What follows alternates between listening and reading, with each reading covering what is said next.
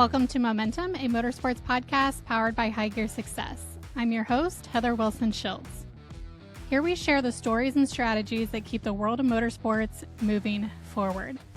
Today's guest is Larry Lawrence, a motorcycle journalist and historian, an author, and the owner of riderfiles.com. So, Larry, thank you for joining me. Thank you for having me, Heather. So, you have been documenting motorcycle history for a long time now, but where did your love of writing and history, specifically in motorcycling, start? Well, I was working for the AMA. I worked for AMA Pro Racing. I was communications manager. And at the time, I don't even remember the guy's name. The guy was directing the Motorcycle Hall of Fame. Asked when they started in 1998, they needed someone to write the bios of all the inductees of the Hall of Fame. And I want to say that they felt like they had to catch up with history, so they did like a mass induction of like 98 inductees in that first year in 98. So I had a lot of bios to write. So that got me started in delving into motorcycling history and whatnot. So just started interviewing the riders who are still alive, families of those who weren't, doing, just going into old magazine articles, books, websites, anything I could do to find information on these guys. And then that started giving me a really good foundation on the history of the sport. And then when did you start Rider Files? Has that been a more recent project? Yeah, I started it, I want to say 2008 or 9. I started that because I was a photographer, racing photographer, before I started the AMA.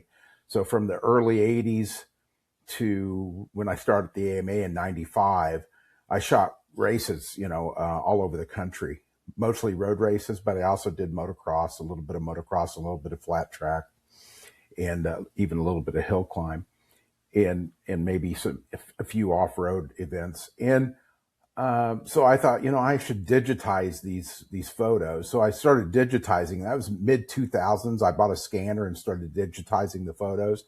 And after I had, most of them digitized, I thought, what am I going to do with these? So I started Rider Files, basically just to share those photos. And it sort of just grew from there. And people really enjoyed, seeing these old photos and would start discussions. And really, when I started on social media, especially Facebook, is when things really took off, because, Facebook makes it really easy to have discussions, with the comment sections. So, and then, so that, that went along fine. And then Cycle News. Henny Ray Abrams died. A good friend of mine passed away, and he'd been shooting since the 70s. And he lived in Europe, so he had GP stuff and motocross GP, all the domestic stuff here in the United States. It was a really comprehensive collection. And his family asked me to, take his files and digitize them and curate that and just keep his memory alive through his photos. So that began a really long, he had hundreds of thousands, maybe towards 1 million images, racing images. So I started scanning those. And at one point I got close to the end of scanning them, and I knew Cycle News probably had a lot of his stuff because he shot for Cycle News.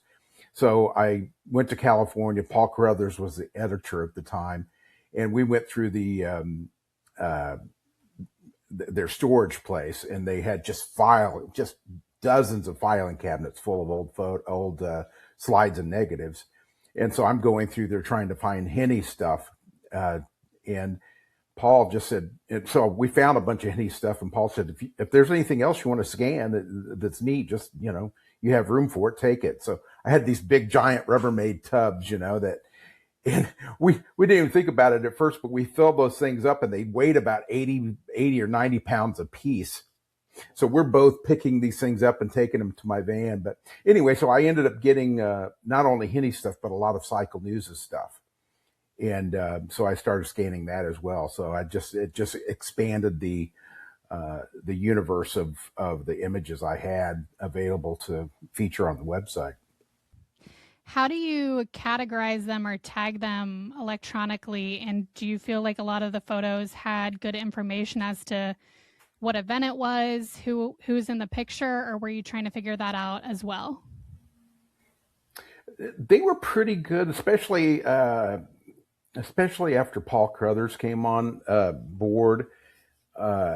He really stressed this to the people who were working in the lab. Cycle News was a pretty big operation back in the 80s and 90s. They had a lot of people working for them, and they had a lab crew of about 3 or 4 people. And they were pretty good, I would say, for the most part, of marking on they would develop the negatives and do contact sheets, what they call contact sheets, which are, just shows every image in that film strip.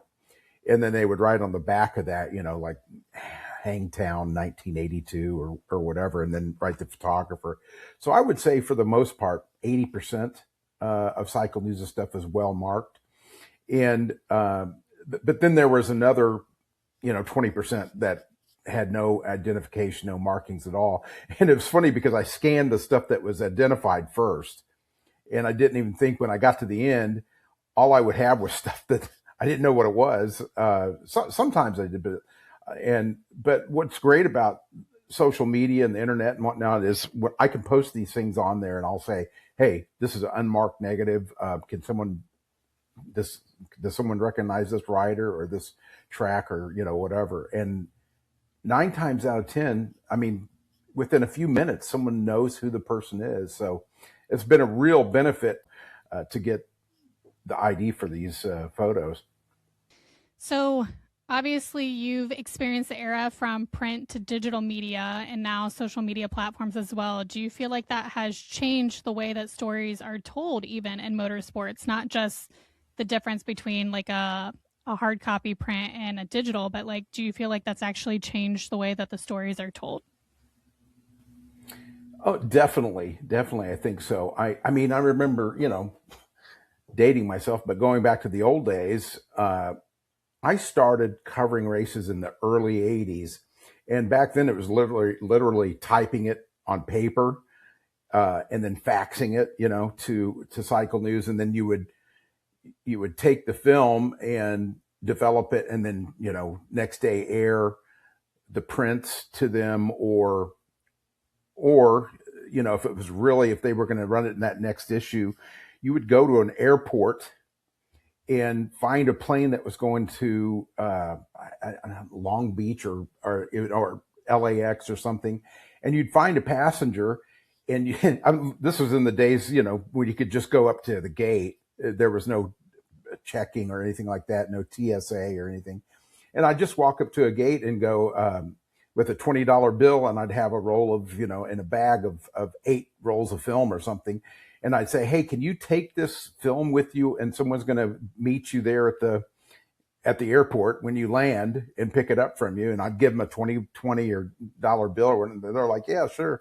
And, so they'd fly across the country, to LAX, and there'd be someone from Cycle News there meeting at the gate. And, they'd be holding up a sign, Cycle News, and they'd give them the film and they'd rush off and develop it and get it in the next day's paper. So, it's changed a lot. That's so cool. That's such like a crazy story, but that is so cool. Yeah. They and the other thing that was sort of cool about it, when you were covering the stories, usually there was like the Cycle News would go to print on Monday. So usually at a Sunday race, you didn't have to have it until the following Monday, not the next day on most races. So, you had time to, like after the race was over, you'd go out with buddies and go get dinner or, do whatever, you had time to socialize and stuff like that. And when the internet came along, all of that went away because you had to feed the beast, you had to get information out there immediately. So I found when the internet came along, when AMA started its website, we had to, type stories all day constantly and put it into the website. So it really changed the way we covered races for sure.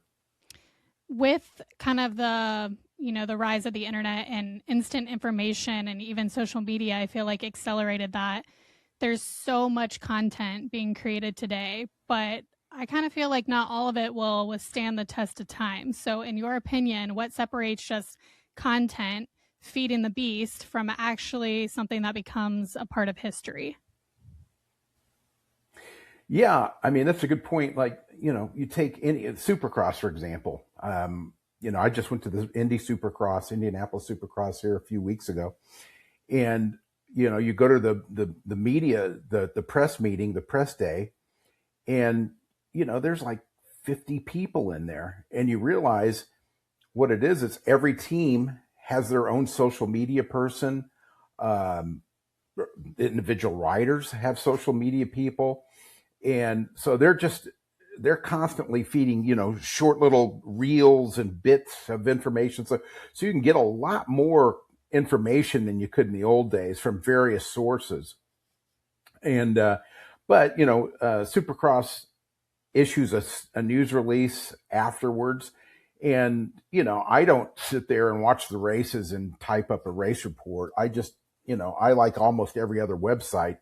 I I use the news release. They're excellent releases, but that's not real journalism. I mean, that's not like watching going to the race, watching it, going out and getting interviews and, making sure you have the story. You're sort of getting the story as Supercross wants to tell it.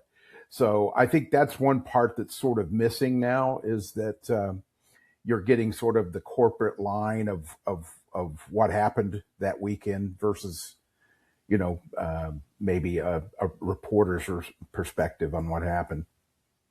Because I don't think there's, yeah, I don't think there's any, publications that actually send. I mean, there are, but a lot of them are dual purpose. Like a lot of them are doing PR for Monster or whatever. It's sort of a different beast these days as far as the media is concerned.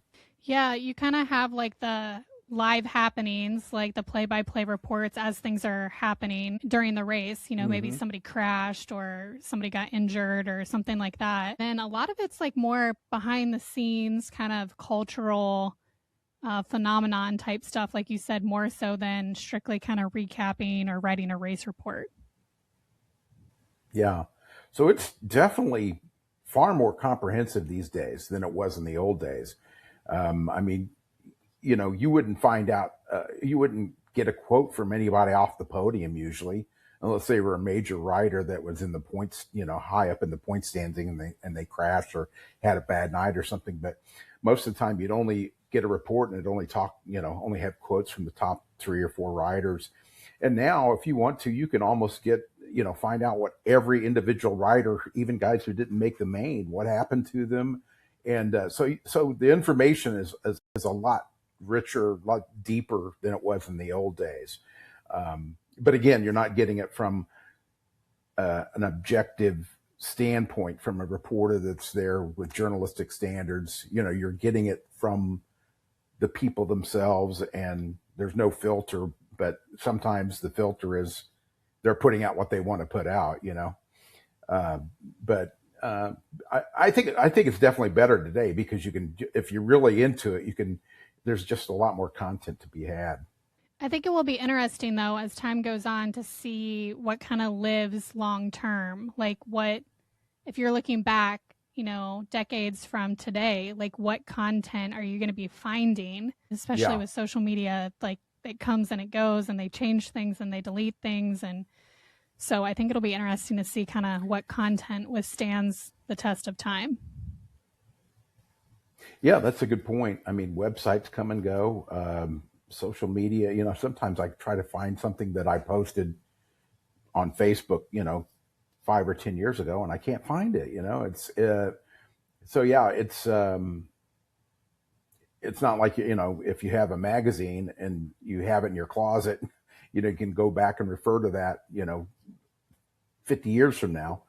Yeah, it will be interesting to see. I think about the same thing with images.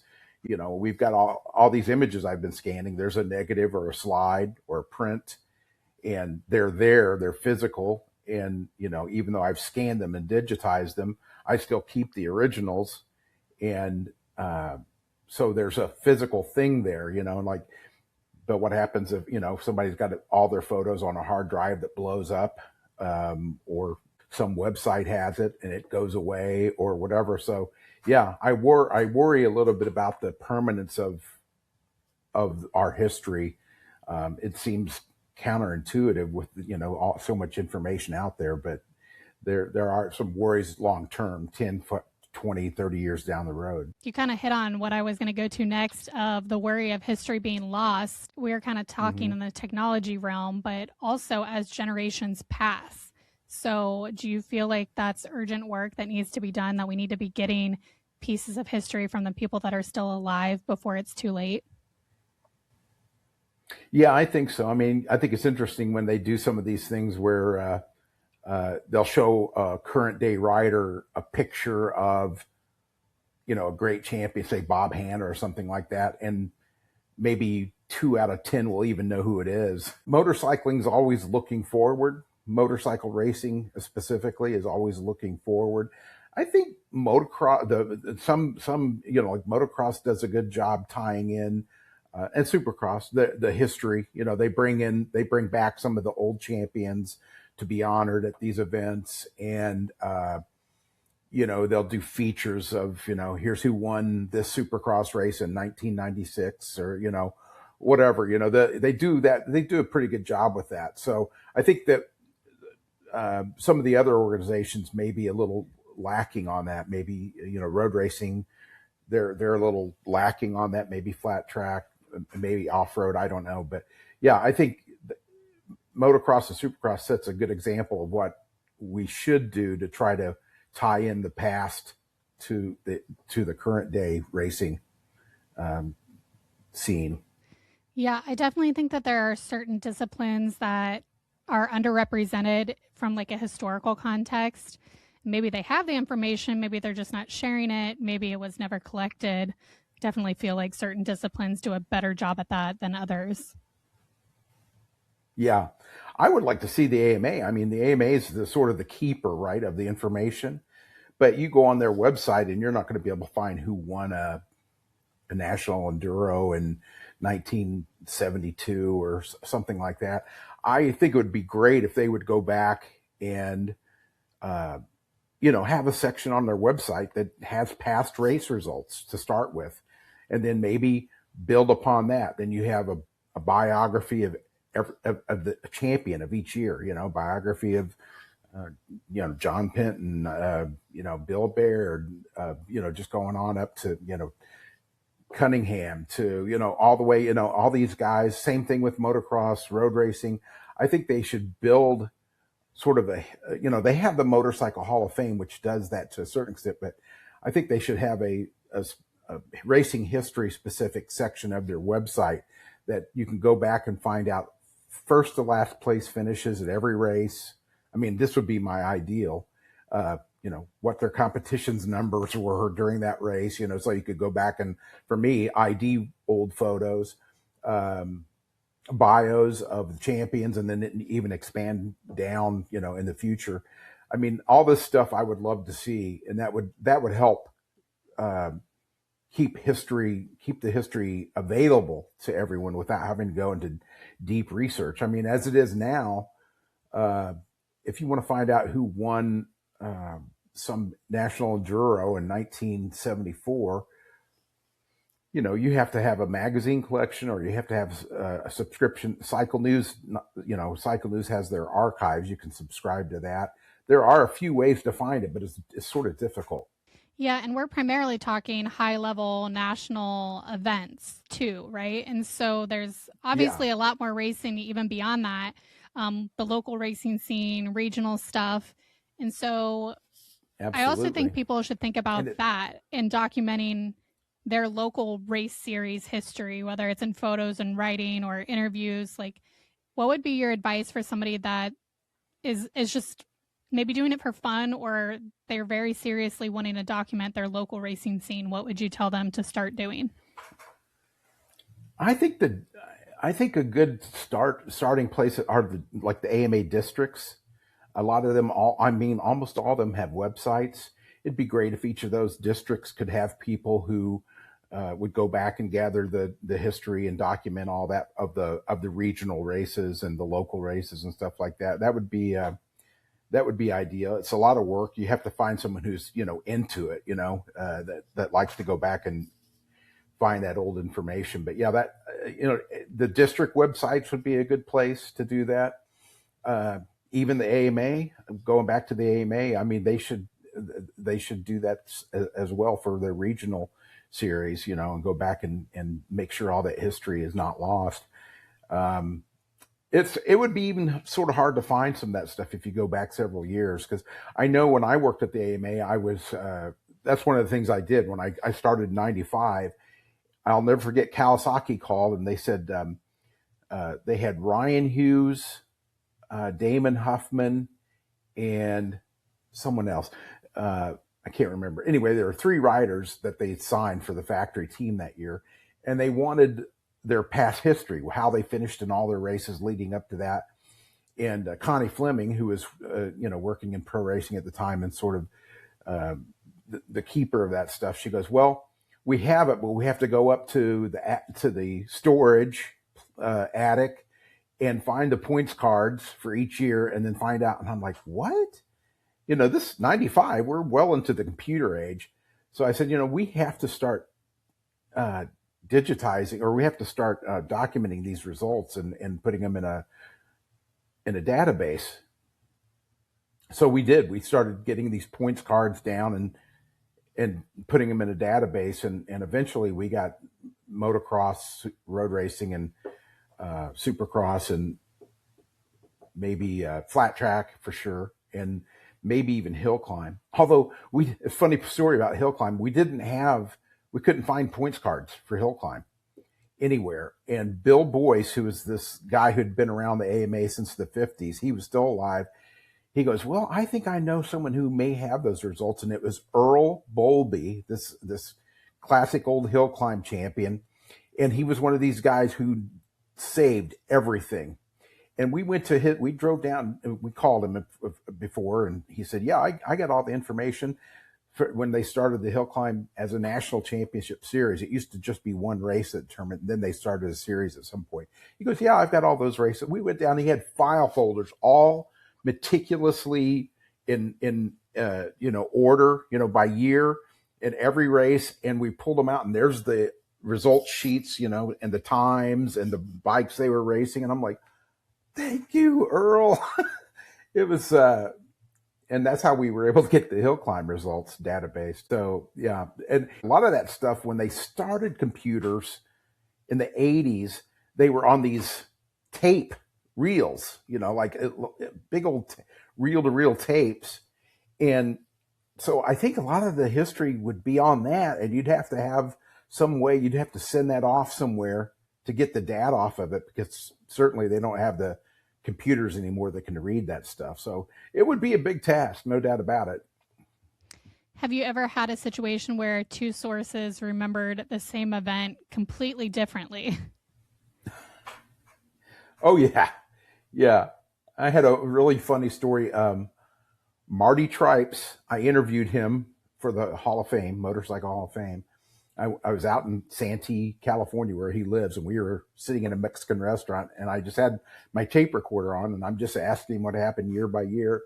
And he remembered winning like a Denver National motocross race when he was 14, and then someone ratted him out and he was suspended or something.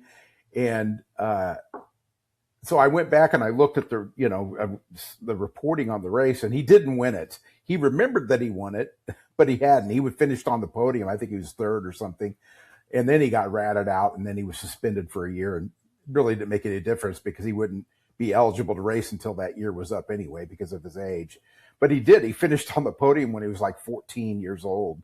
And but he remembered it as a win. So yeah, you get that. Memory is a funny thing. You say something over and over again, and before long, that's the way you remember it.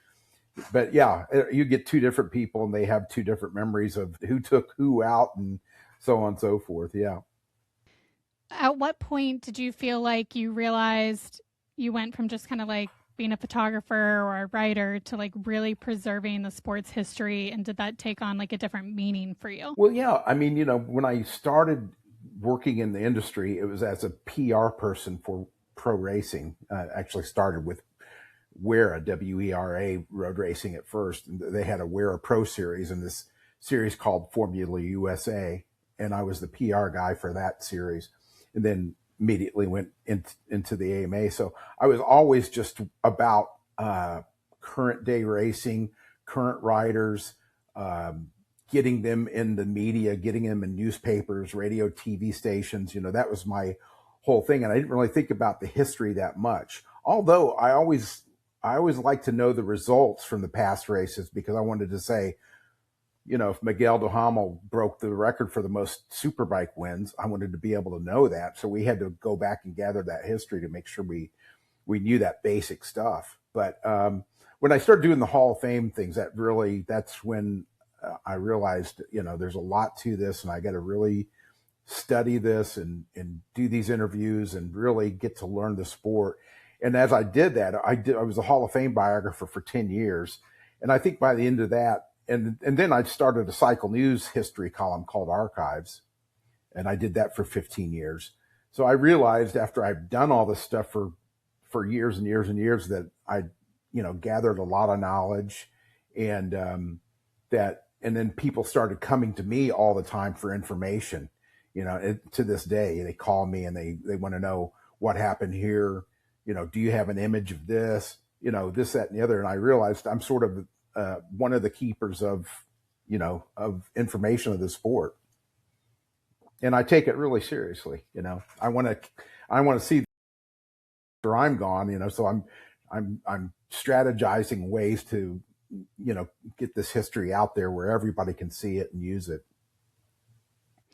Well, and just like having the information, it can exist, but being able to sort through it can be a very time-consuming thing, or knowing the right source to find the information. I know I was writing some race reports for a national level series, and I would love to have like a kind of almost like a statistics book that I could very quickly reference. Like, was this their first career win? Was it their 10th career win? What year did they start racing? And for me to go and figure that out for just a race report would take hours and hours. So it just really wasn't worth the effort in that moment. But it's information that I would love to have like readily available and quickly be able to find it. Yeah. And that's one of the things I did when I started at the AMA. We started doing media guides. Here's one of them. This is the 97 Super. I just reached up on my shelf and grabbed one. But you can see it's pretty thick. It's got a lot of information in there. It's year by year, point standings, all the first to last place finishes from the year before, bios on past champions, bios on current riders. I mean, there's just a lot of information in there. And we used to do those for every series, road racing, supercross, motocross, flat track, and hill climb every year. So those things don't exist anymore in print anyway. I don't know if anybody does them digitally, but yeah, something like that's very important to exist. We started to do national enduro. Bill Amick took over. They called it amateur racing back then. I think they called it AMA Sports or something like that. It's like the amateur level or the non-pro stuff, I guess, if you will. Although, enduro and GNCC, that's certainly pro stuff. But we started to do national enduro. Bill gave me a couple of years worth of results, copies of those, and I was supposed to database them, and we were going to database the whole series. And I did a couple of years, and I don't know what happened. I think that may have been the time when I left the AMA or something like that, and it just never got done. So came close, but the national enduro stuff's still out there to be done. Yeah. Something else exciting that I want to make sure that we chat about is that you just released a new book, The Immortals of American Motocross, and I had it on pre-order, so I got it like the day that they would deliver it to me. I've gotten to read a little bit of it now. Oh, that's awesome. But this book is really cool, really nice, like hardcover kind of coffee table style book. I'm always a big fan of like big images in it. So yeah, kind of tell us where the inspiration for this book came from and how you chose who went into it. Well, that was the biggest task. Well, I was this company approached Paul Carruthers to write a road racing book, the Immortals of American Road Racing. And Paul was working at Moto America at the time.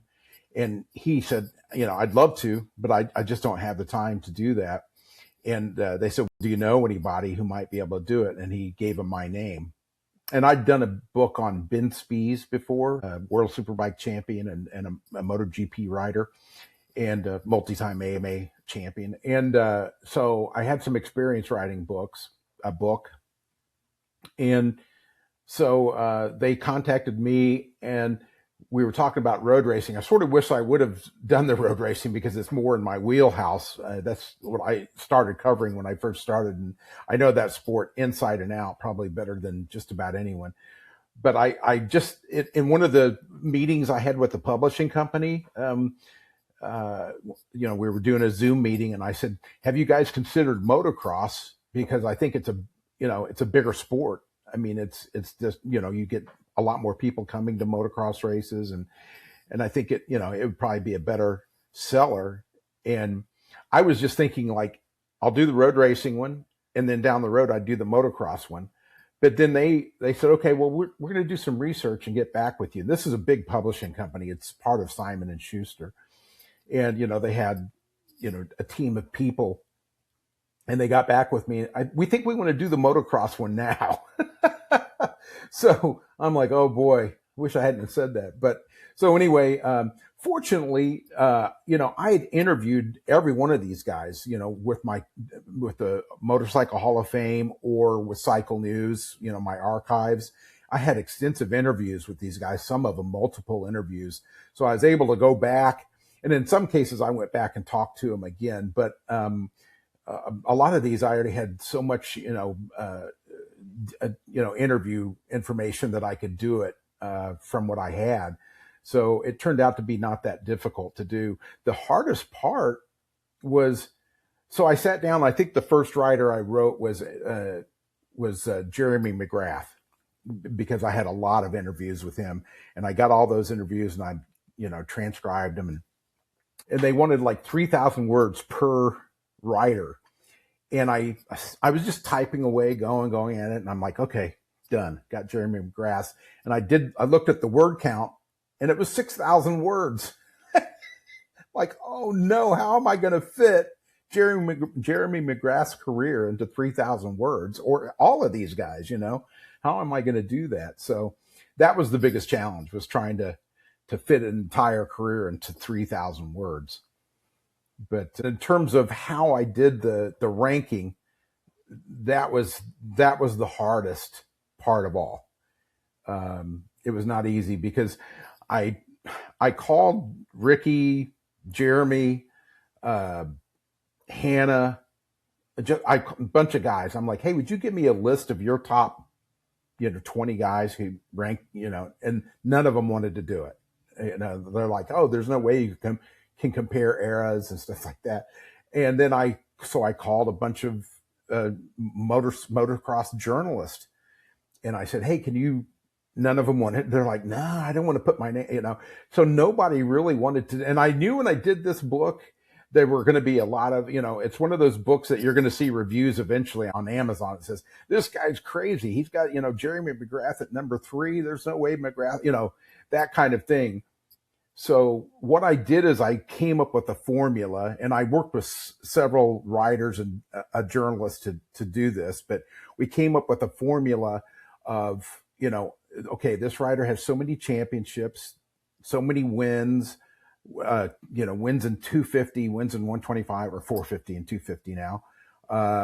supercross, interams, transams, and we just came up with a formula that we plugged and chugged. And we also gave a little bit of a boost to people who raced in what we considered sort of the golden era of the sport, which would have been the 80s and early 90s, because there were so many great champions in that era and they were all battling against each other.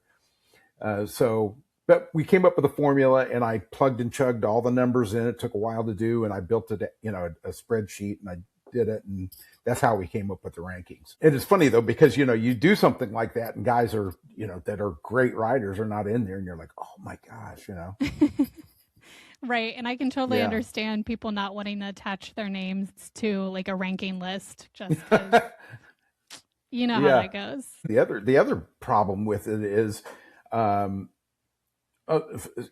finished this book about this time last year. I mean, I was done with the book last year. It takes that long. There's that long of a lead time.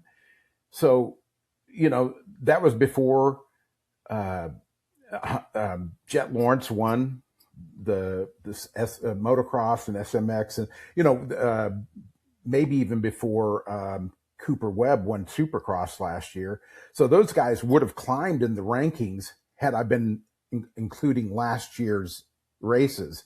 So that's a problem too. The minute you put it out, it's sort of, it's sort of outdated in a sense.